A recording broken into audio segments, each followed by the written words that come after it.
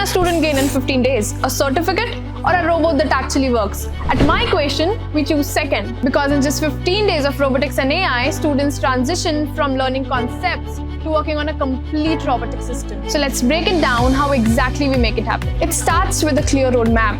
Students are onboarded, introduced with the tools, and then are aligned to what they are going to build. Then comes hands-on technical training. They work with ROS2, Linux, Python, RViz, Gazebo, and understand how real systems like quadruped and turtlebot robots function. But what's the point of building if you can't even present it?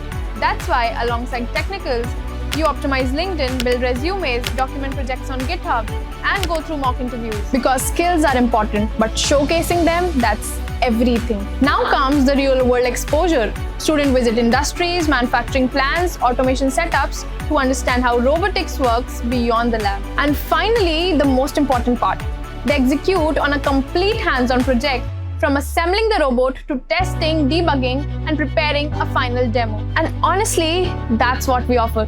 Not just another certificate, but something your students have actually built. And this is the experience you can offer with my equation.